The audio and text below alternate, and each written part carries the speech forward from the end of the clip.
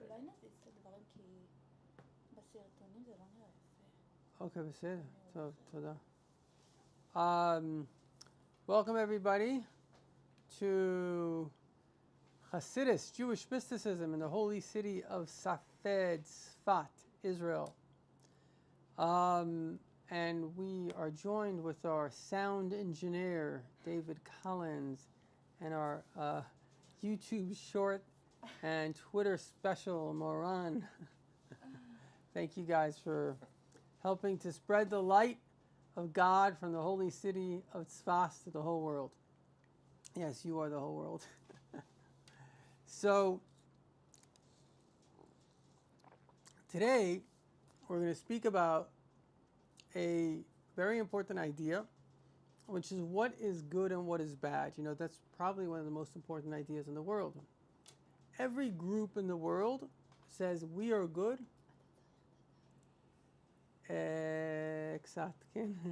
Every group in the world says we are good, and everyone else, not so good. What do they say? They say the difference between they say a liberal is somebody to the left of me, and a radical is someone to the right of me. That's kind of how we function. So, what I wanted to share with you today is what is really good. You know, there's a definition of good that everybody can agree to. What is that? That is, don't do to someone else that which you don't want them to do to you, right? That is in the religions, the three great monotheistic religions in Judaism. It starts with Hillel the elder, and he said this to somebody that wanted to convert to Judaism. He said, give me the whole Torah while I stand on one foot. So he said, don't do to someone else that which you don't want them to do to you. That's the whole Torah. The rest is the explanation.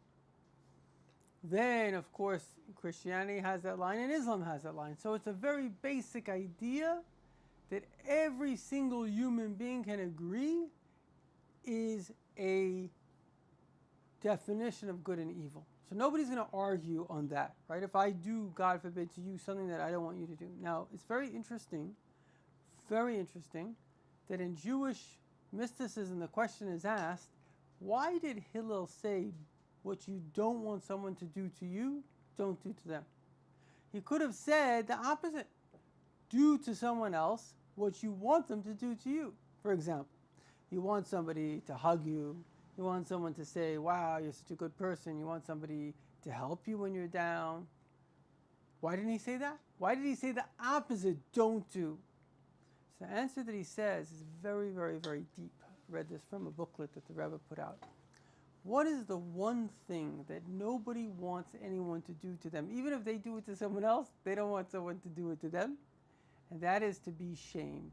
Nobody wants to be shamed. So the basics of Judaism is what? Don't shame another person. That's the basics. And not to be political at all, but I remember that when there was a Hillary, and she put out a book called It Takes a Village, which was like it takes a whole village of people to raise a child. The Republicans then said, no, you're talking about big government. She says, no, you have to have a village.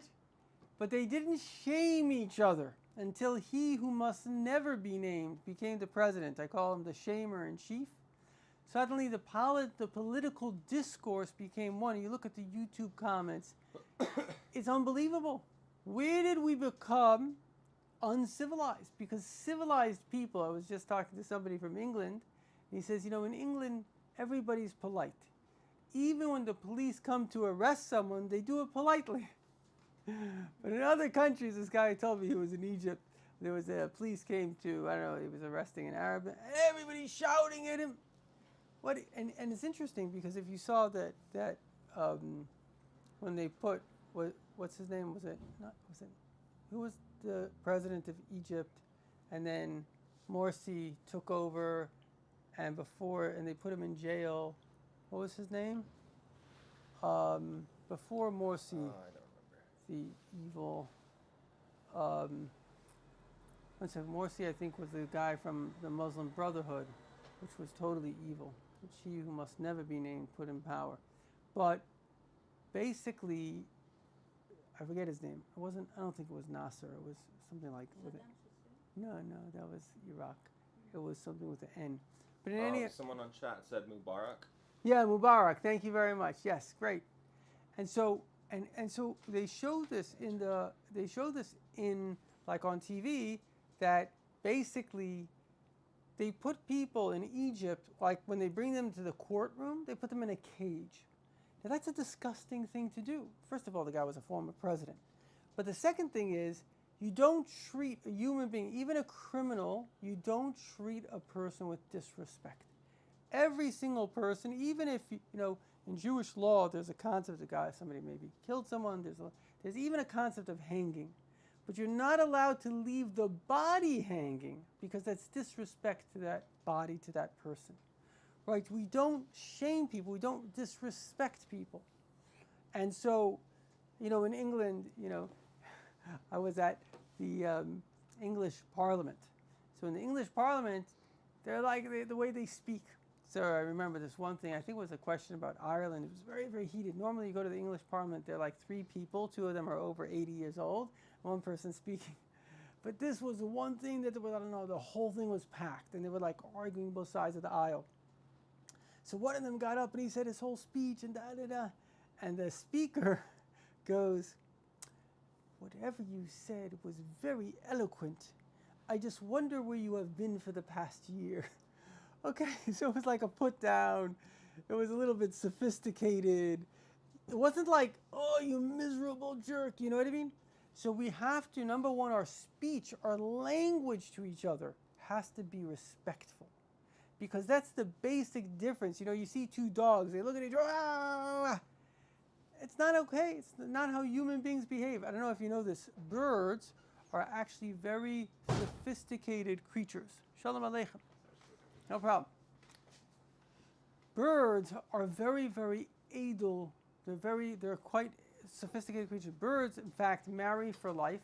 In fact, I'm a big expert on birds because I have had 4 of them. And it's so interesting. So we had this one bird, and it didn't connect to us. It's a budgie, and they like to have, connections. And so basically, we felt bad for it, so we got it another bird. And then, unfortunately, it flew out, and maybe it broke its neck or something, so it died. And my wife is very sensitive, so I had to make a whole funeral for it.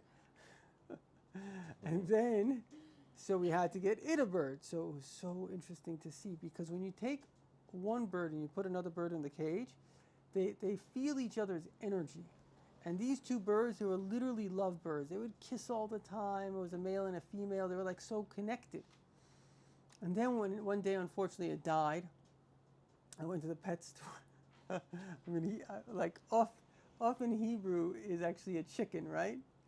And I said I need off food. I thought, and so they gave me chicken food instead of bird food. A bird is a tzipor. And so I gave them this chicken feed. And I think that killed the bird. In any event. Oh, no. In any event. So then I went to the store because I was so afraid of my wife's reaction. I tried to find another bird that looked like it. But anyway, the thing is this, that I saw. My wife was very clever. She realized it also. She realized it was a different bird? No, before that, we could see that the bird was mourning. Like he came out of his cage and he was like, you could see he was he just had spent a year with his female. They marry for life. They get, like, I don't know, they have chuppah and gedushin, but they literally, birds get connected for life. You could see he was heartbroken, right? And so, why am I saying this? I'm saying that birds have a certain refinement. Now we have algorithms, and birds have a language. Animals have a language. They talk to each other. I don't know if you know this, but dolphins actually have sounds. They have 2,000 words. They literally have a language. So the birds, when they speak and they go, whatever, they're speaking to each other, whatever it is, if one bird comes and the other bird interrupts, so the bird that is speaking gets upset and he flies away, right? Just like 2 people. Like if you speaking to me in whatever, rude, you might run away from me. So what's the point? the point is, there's a basic idea of don't be rude, right? And this is, yeah. No, it should be okay. Tada for saying that. There's a basic idea of don't be rude. Now, so this is in fact, it's brought down. Somebody told me that Hashem says, there's a mitzvah, a lot of people don't know this. We have 613 mitzvahs in the Torah, 613 commandments, and there's an actual mitzvah in the Torah, which is, do not hurt somebody with your words, right? Words are very, very, very powerful. Somebody I know, she said, sticks and stones will break my bones, but words will break my heart. And that's why people actually use words to hurt other people, because they've been hurt. On some level, we're subconsciously jealous that the other person hasn't been hurt. And so we even sometimes parents to children, because we can carry wounds from when we're very young, and we have this jealousy of people that don't have these wounds, and I actually saw this crazy, so sad. But this woman, and in her own right, she's a good woman, she's a religious woman, and she did a lot of good, but she literally told me that she would harass her kids, poor kids, beautiful kids, but like verbally harass them. So she literally said to me, she said like, oh, you can do anything to my kid. I mean, it's insane. Like, just keep him alive because I have to harass him. You understand? And she like maybe said it in like a joke, but actually it was real. It was real. So sometimes people, anyway, that's all I'm trying to say. Okay, if I can impact anybody, including myself, is that the words we use. By the way, if anybody's commenting, I'm sorry, I can't interrupt my train of thought, so I take questions at the end. I'm happy to address all questions at the end, but I can't do that now, and that's a while. So the words we use are so important. That's the difference between a refined people and unrefined people. It's the words. You know, you think about, let's say, low people, the words they use are like swear words and uncouth, and the way they talk to each other is with negativity. So we have to be, the first mitzvah of the Torah, what Hillel said, is use your words, not as swords, but as Cupid's arrows. Your words should be filled with love. And that's why the most important mitzvah, so that was from Hillel, the most important mitzvah of the Torah is V'ahavta l'reacha kamecha, right? Rabbi Akiva said, love your friend as yourself. And every single mitzvah of the Torah boils down to love your friend as yourself. Now, why did Hashem say, V'ahavta l'reacha kamecha? Because, remember, what are the words? I'm just going to write it down so if anybody reads Hebrew and they can understand. So it says, V'ahavta, V'ahavta l'reacha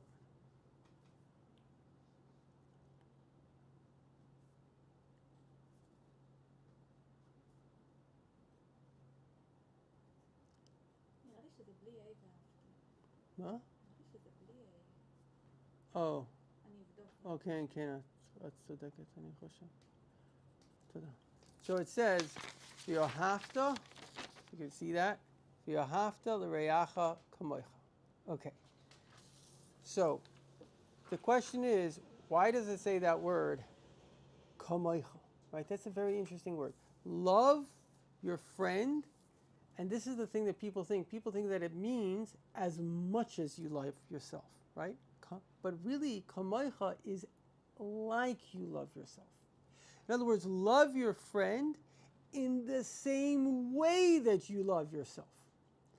So there are two kinds of loves. We all know, certainly every Israeli knows, that there's ava shetluya b'davar, a love based on something, and then there's a love based on the fact that you are like me.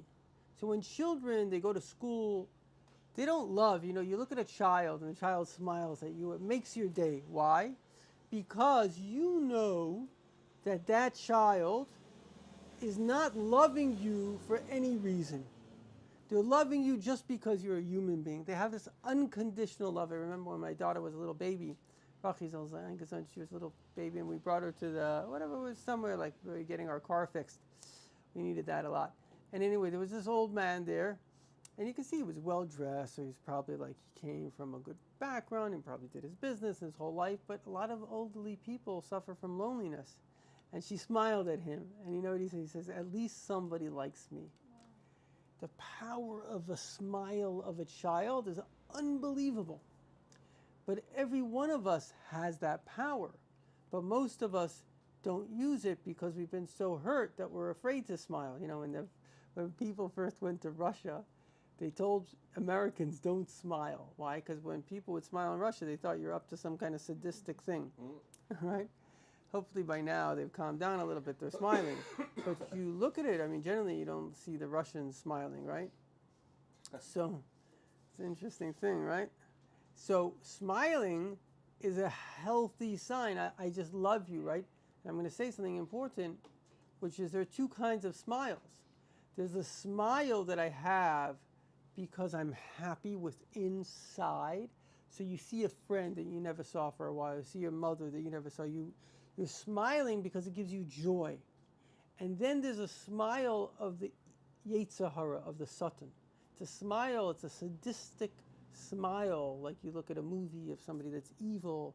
It's like, I don't know, ha ha ha ha. It's like, oh, I beat this person. It was like, or you could even imagine, God forbid, a boxing match. You know, that's what the evil people, like even our enemies, you know, the terrorist Arabs or whoever it might be, their smile is not a real smile. It doesn't come from their essence, from their soul. It's not happiness. It's sadism. And that's the opposite of truth and happiness and love. And so we have to reach the level of unconditional love, right? Now, how do we reach the level of unconditional love? So unconditional love is the natural way of a human being. A human being doesn't come into this world with arrogance. Nobody came into this world as a bully. You know, he's like 3 years old and he's like, or not 3 days old and he's like, rah, you know, I'm the man, right? Nobody comes into the world like that. We all come in as a little naked baby that has no ego whatsoever. You look at babies, actually, they're like, they don't even smile till they're like 2-3 months old.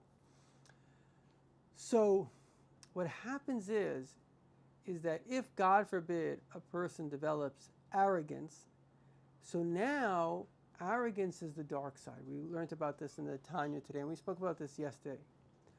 Arrogance means that I feel that I'm better than you.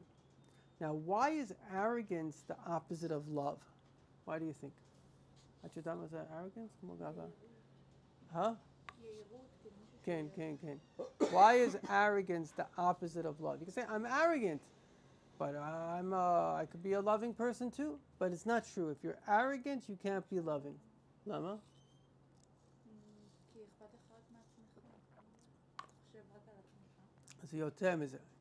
So we had one answer because the arrogant person is only thinking about himself, but it's deeper than that. It's the arrogant person doesn't think that anybody is worth loving. The only person that's worth loving is me.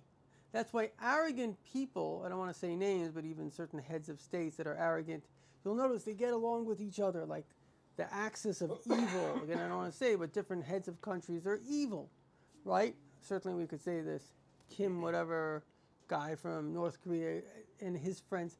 So they only get along with somebody that they think is as great as themselves. And that's why they can kill millions of people, because they don't look at the other person as a person. The arrogant person, now I'm also arrogant in a way, to what? To ants. I'm very arrogant when it comes to ants. I walk down the street. I shouldn't say I'm arrogant to ants. I'm not really that arrogant to ants, but I'm just bringing an example. Ants, how do you say ant? Namal? No. Why? Because I walk down the street and I don't think, I mean, sometimes I do actually. I don't think I would want to step on an ant, but I'm just using an example. I don't care about the ant that I'm stepping on. I'm going to step on that ant, right? In other words, compared to the ant, I feel I'm superior to the ant, right? So the point is, I am an arrogant jerk. We know, you look at it from the perspective of the ants. Right? The human beings, it must be sadistic people. They walk, they don't care, and some very, very special creatures. They always stop and they say hello to each other. They work hard. They're like unbelievable creatures. And here are the big people in the world. We just go and we step on them. So they must look at us like we're this horrible species. So the point that I'm trying to bring out is that's the problem of arrogance. But I'm not going to go into too much, but that's why arrogance and love don't go together. A lot of people, they suffer from narcissistic parents. The narcissistic parent is a parent that, and again, I don't want to fully put some, it's not good to just categorize people, because again, nobody came into the world as narcissistic. So usually narcissistic people are suffering themselves from what's called narcissistic abuse, right? They themselves were put into the situation of getting defensive and delusional about how great they are. So, and even then, there's a theory amongst social workers that maybe even a narcissistic parent and an abusive parent is better than a foster care, because at least they have a love for the child. The child is their child, right? So we shouldn't just categorize. It's never good to categorize people, oh, automatically this or that. But I'm going to bring something out. And that is that, some people, I remember this person, she was writing how she went, I don't know, somewhere, some Arab country, and everybody was together, and the families, and this and that.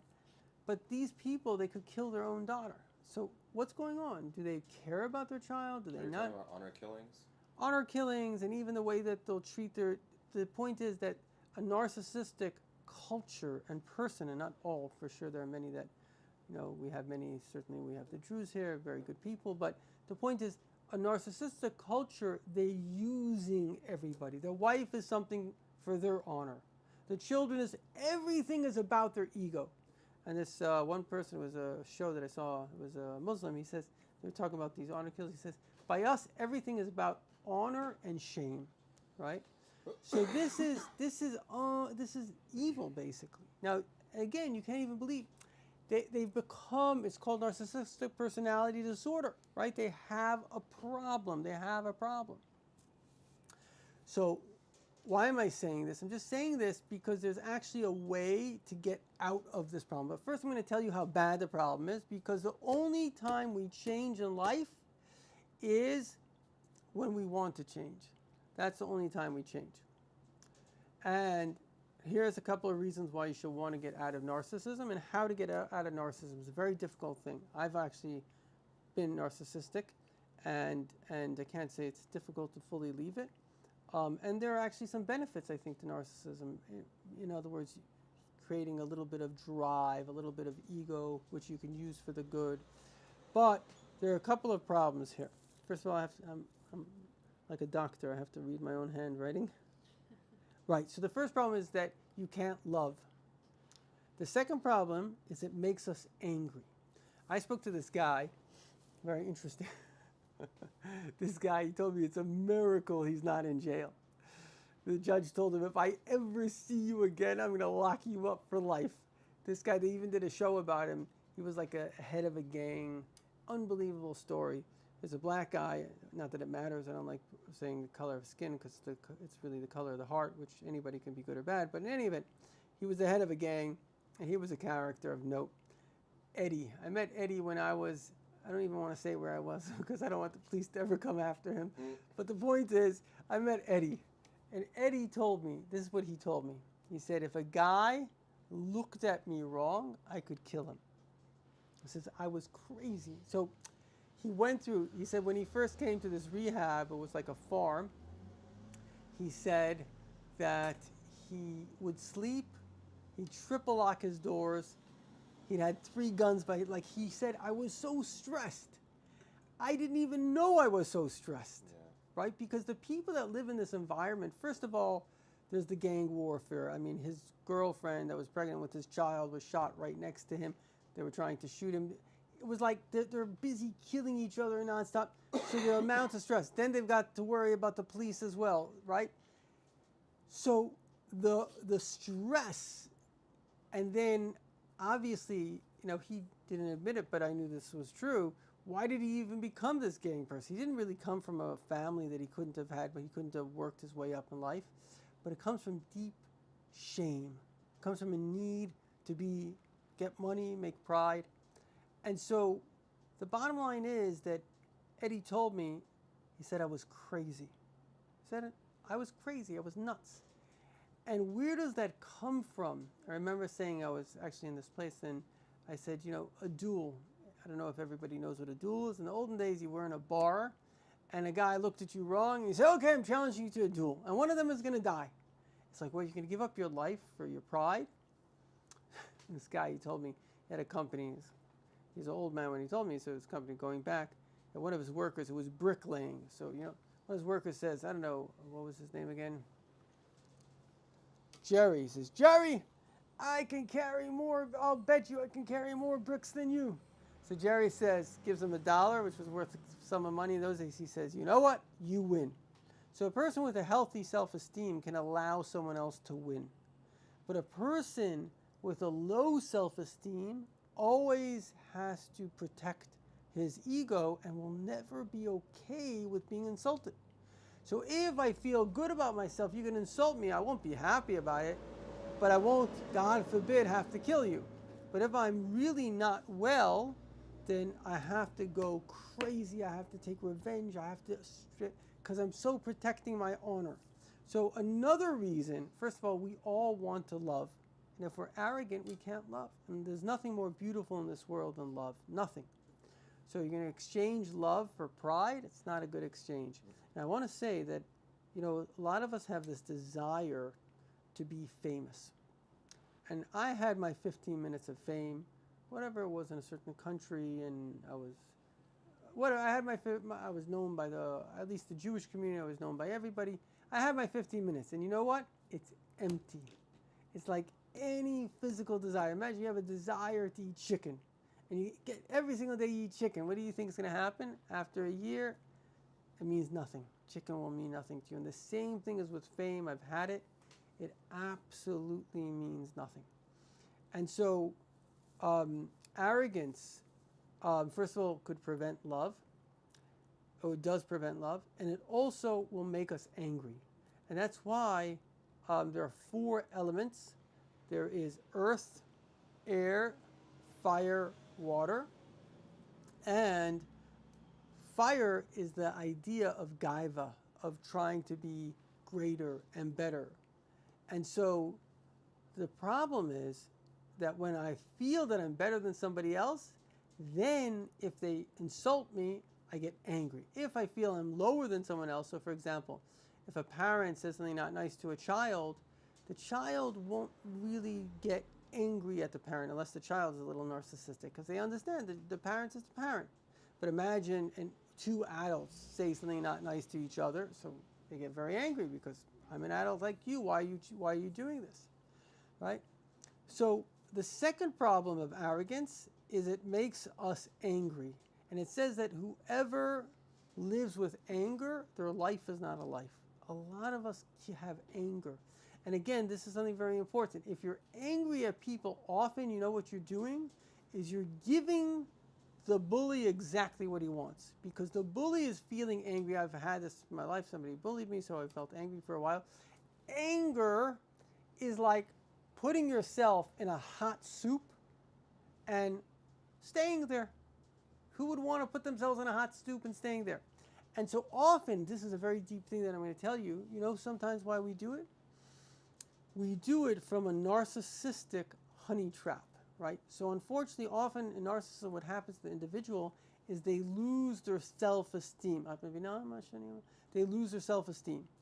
And when they lose their self-esteem, then they basically develop a pride, like almost a delusional pride in how great I am. So now my life force is not about love, it's about my greatness. It's about my honor. In fact, the Kotzker Rebbe, he says something very interesting, very, very, very, very profound. We basically have 2 major drives in life. The drive for love and the drive for pride. Right? Everybody in the world wants to be loved and they wants to be known. Everyone. And so, unless they're so sick of being known, like, I don't know, a Hollywood star, they just want not to be known. But most of us want to be loved and we want to be known. So what happens to an individual that gets hurt? I loved, and my love was taken advantage of. And so now, what happens to me is that I don't believe in love anymore. So you know what happens? I still believe in fame. So now I go after the pride. So pride becomes a major, major focus of my life. That's why there are people, huh? Sounds terrible. Yeah, that's why there are people from various, let's say minorities, or even people that have been narcissistically abused from different cultures. And pride is everything. I remember being in South Africa, and a person told me, he says, again, I'm not here to, God forbid, label, but just to bring out a point, says that I worked with the Africans for over 20 years. He says, never shame them, right? Don't insult. That's like, even if you're not paying the guy's salary is a little, never ever, because that's important, particularly to somebody that's feeling shame, right? If somebody, let's say, God forbid, your hand is hurting you and somebody touches your hand, you go crazy. So often in narcissism, what's really hurting us is our ego. So if somebody touches that ego, it's like, boom, you just exploded the ego. And I want to say something very important for men. And that is never shame a woman. Never. Because many women are feeling shame. And therefore, for whatever reason. And if you shame them, today many men are feeling shame as well, right? So if you shame them, a woman will never forget a single shame that you ever said. Never. I've been married twice, so I'm an expert. If you want to, it's the worst thing that you could ever do, right? It's the worst thing that you could ever do. And again, and it goes further. Never shame a child. I remember I was a counselor in camp and gave us a handbook. They said, remember, children have feelings. It's very important. Remember, women have feelings. People feel things. People feel words. This is an idea that I have. I don't know if it's true, but it's something I came up with. So it must be true.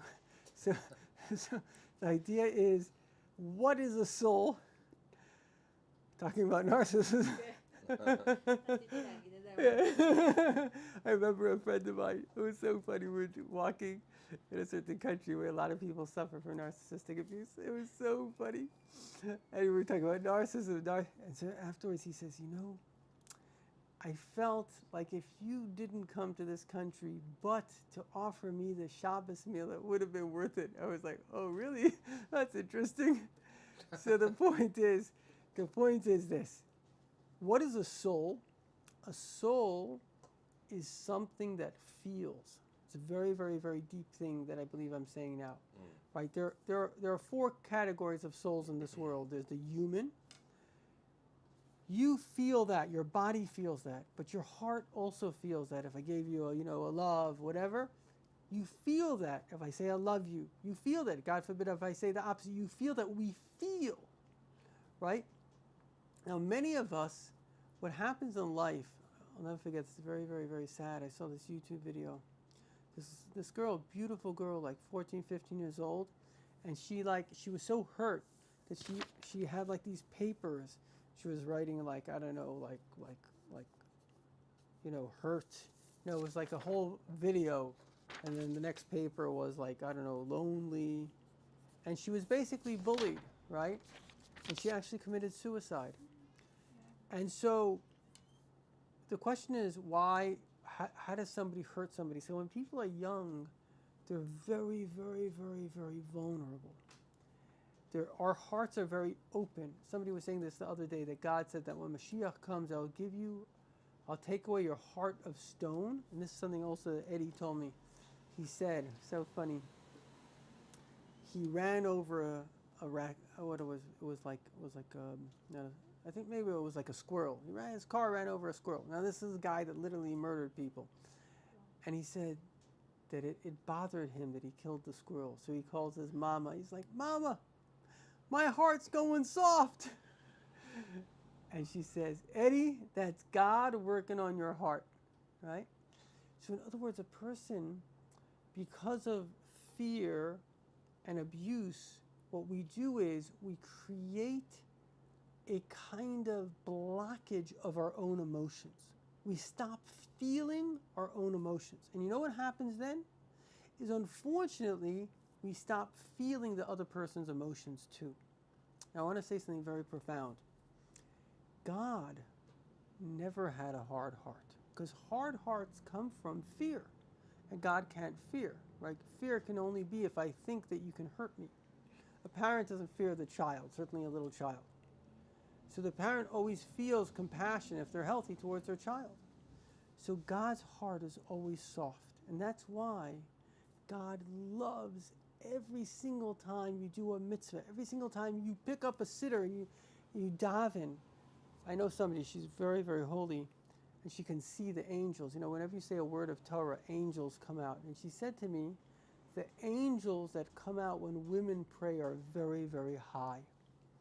And it's true, if you notice, if you ever look at a woman davening, their davenings are so beautiful. Their prayers to Hashem is so, it's just so like connected. It's so. We say that women are more spiritual. There's something really very deep to a woman's prayer. The Maggid said that imagine, I made this into a modern example, but it's basically his example. Imagine a son got lost. God forbid it, the worst thing that could ever happen to a parent. You know, today's like 300 days of these captives, right? Of the people in captivity. 300 days, yeah. It's terrible. Yeah.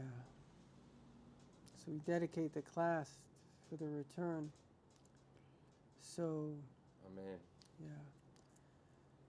So in any event, so imagine a child gets lost. Imagine, let's call one of these people in captivity. We can't even imagine what these. I'm in touch with some of the parents, and you can't even imagine. These people are so strong. Can't imagine how strong these people are. So my grandmother told me, she came from Russia, difficult times. She said if Americans had to go through what they went through in Russia, they'd commit suicide. Can't imagine, and I'm telling you, the parents of these kids, you can't imagine. I mean, there was one person, his son came out. The father had died of heartache a couple of days before. Very, very, very, very, very. Anyway, it's enough, God. It's crazy. I think hopefully we'll bomb Iran soon, and then. I saw the Rabbi said that if we attack a country making weapons of mass destruction, Mashiach will come. We just gotta wipe out the enemy. It's crazy. It's insane. But it's like 12 kids. I mean, God forbid, it's always a tragedy. 12 Arab kids were killed, and it's a tragedy in the world. I mean, Jewish kids get killed. In any event. I mean, some of those hostages are American citizens. Why is America not going crazy? Because it's Jews, you know? So, in any event. But the point that I was saying is, what was I saying before? A child. Okay. But the point is this, that what is a heart? A heart is something that feels, right? So we can feel each other. Now, we're not the only thing that feels. You ever had a dog? A dog, kelev, comes to the word kulo lev. It's all feelings. Dogs are just feelings, right? They just go, they're so emotional. They see another dog. It's like feelings. But dogs are not the only ones with feelings. You see a cat. Cats have feelings too.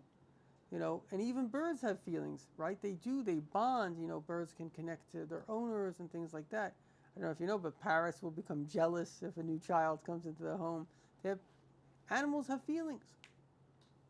And plants have feelings.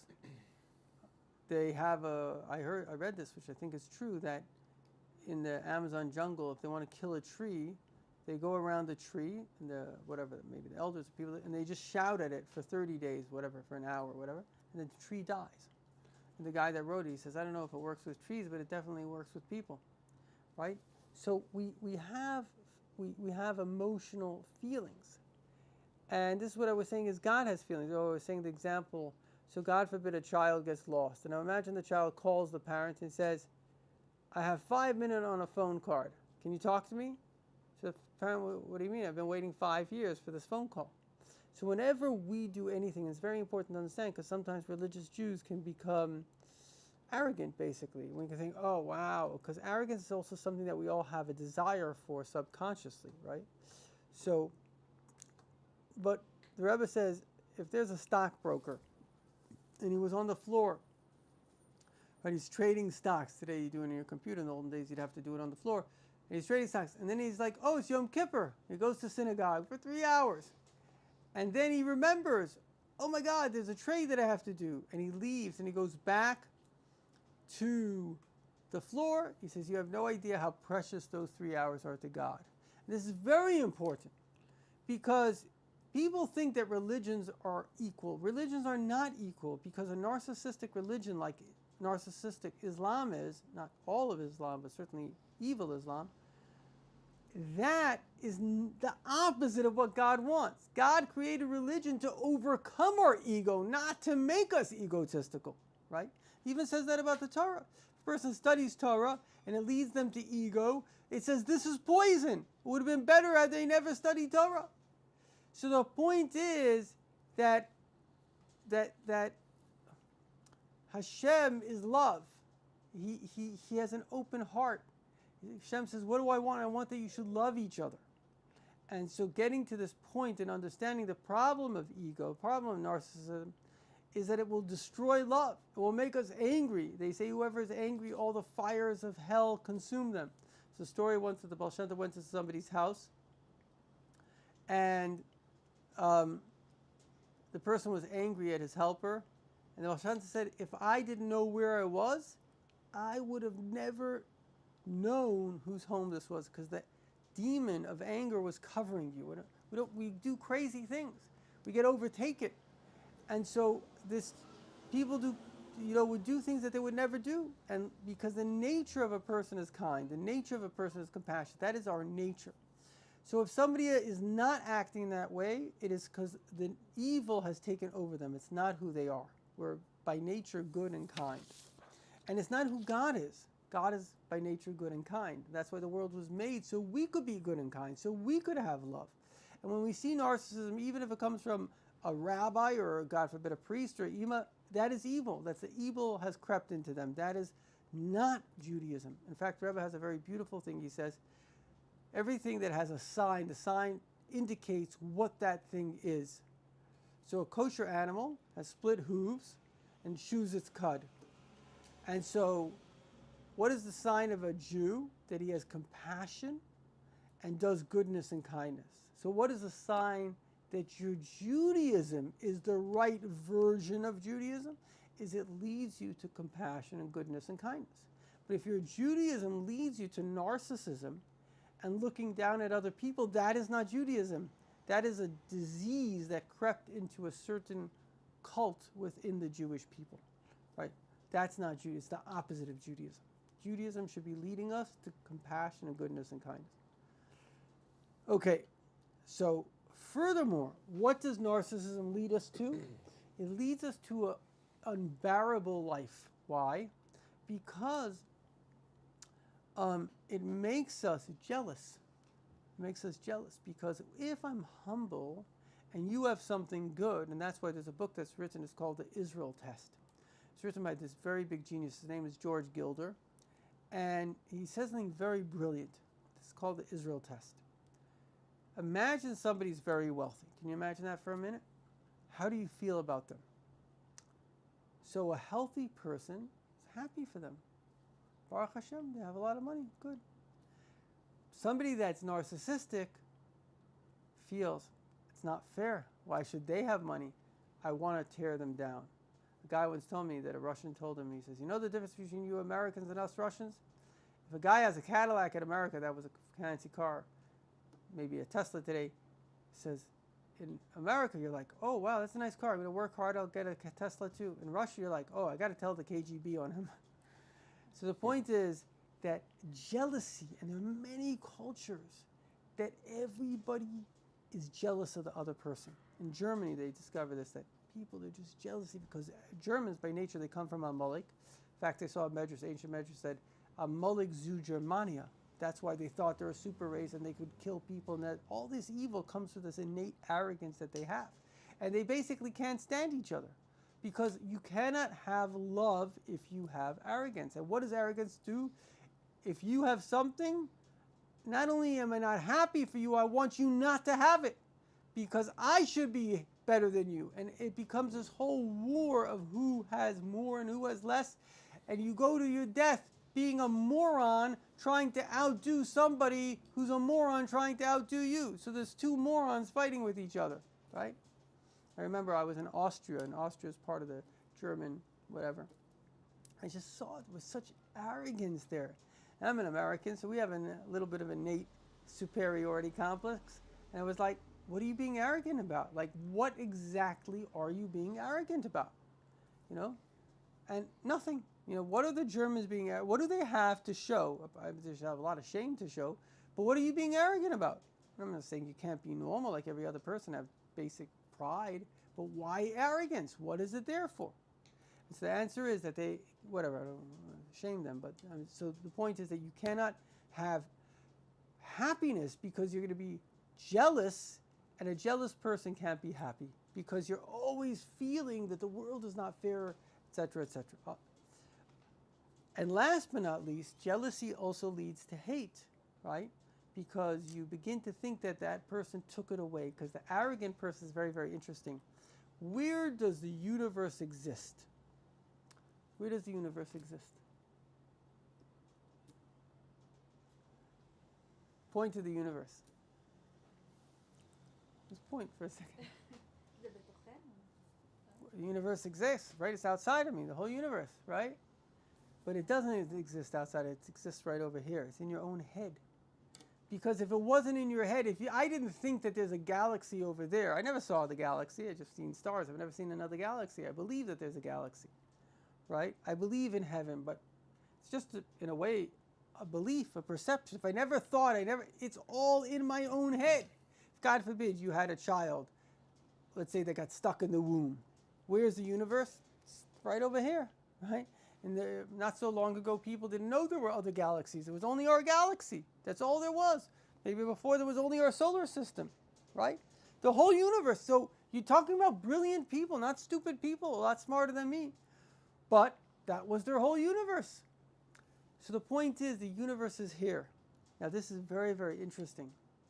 If I am arrogant, who is the most important person in the universe? Me. So the question is, where is the universe? The universe is in me, and I fill the whole universe. So if you are in China, and that's a very interesting thing, why an arrogant person, you'll notice, is very sad. The Chinese government, as soon as a person makes a lot of money, like a billionaire in China, they basically kill him and they take his money. And the Chinese government is trillions of dollars, trillions, very, very wealthy. What do you care if that guy made a couple of $1 billion? What do you care? But the jealous person, the arrogant person, they can't handle someone else's success. They can't handle it. Because your money is my money. Whatever belongs to you belongs to me, because I fill the world. And that's the problem. And in fact, these dictators are very dangerous because they became narcissistic. They believe the whole world belongs to them, and that's why they become friendly with each other, because they are similar ideas. But I'm sorry, you come from, before you were born, none of them existed. 100 years ago, you weren't even a thought. And then your father and your mother had something, and it was actually a little smelly, and God made a miracle and you came out of the body. If your mother didn't give you milk for a year, you'd be a deadbeat. You know what I mean? If God didn't put oxygen in the world, you'd be dead. You're nothing. And one day you're going to die. So far, every single person that ever lived, besides a couple of people that became angels, he ain't becoming an angel, they all died. And what's going to happen? You'll be eaten by worms. And you might even end up in hell, probably. So what are you being arrogant about? So we're going to conclude, now that we know how bad it is to be arrogant and how good it is to be humble, how can we become humble? And the answer is, this is a trick. We said it yesterday, but we'll do a little meditation on becoming humble. Okay, you guys ready? Don't do this if you're driving, please. And it goes like this. Close your eyes. Take a deep breath. Breathe in Hashem, God. Breathe out Gullus. Breathe out exile. Breathe out fear. Breathe in love. The whole world loves you. And breathe out any negative thing that ever came to you. Imagine there were little arrows in your heart. And take out those arrows and let them go. Imagine that the whole world loves you. There's nothing to be afraid of. And we're going to humble ourselves a little bit. We're going to imagine that we did something. I don't know about you. I mean, I definitely did something stupid in my life. Right? We did some things that we're not so proud of. We're humble ourselves. And think about, why did I do that? That was just so stupid. Maybe I said something to somebody I loved. It was a foolish thing to do. Because the arrogance is not really who we are. It's a demon, but it attaches itself to our heart. And the whole thing of this arrogance is all a blown up idea, and it's all this delusion that I'm somehow greater or somehow better, or I'm even great. As I like to say, arrogance isn't thinking necessarily that I'm better than everyone. It's just thinking that I am everyone. It's thinking more about myself. And humility is not necessarily thinking less about myself. It's thinking about myself less. So the point is that if I can realize that I've done these foolish things, think of a moment for all the foolish things you've done. So it humbles that little demon, and I'm not so arrogant anymore. And now my heart has the space to realize that everybody is just like me. And in fact, we have to look up to women. God has created women with an extra soul. When we're humble, we can see the qualities of the other. We see the greatness of the other, the sweetness of the other. And God should bless us that we should have soft hearts, hearts that can feel, because this is the goal. The whole goal of Judaism is to have a sensitive heart, a heart that can sense, that can feel the other, that can have compassion on the other. Let's deal with questions. Any questions? All right, we'll turn on the chat. This was first question. Darth Bear Jew 666. What? What's the question? I can't see. Got my glasses on. Okay, public shaming is bad. What about private shaming? Yeah, private shaming is of course bad. I mean, what's the question? Would I want to be shamed by somebody privately? So why should it? You know, people make this mistake sometimes. They're like, well, I would say it's his face. Well, that would be wrong. So why would you say it? Don't say it's his face. You know, anytime we're shaming someone, it's shameful. We're better than that, basically. So that's the answer to the question.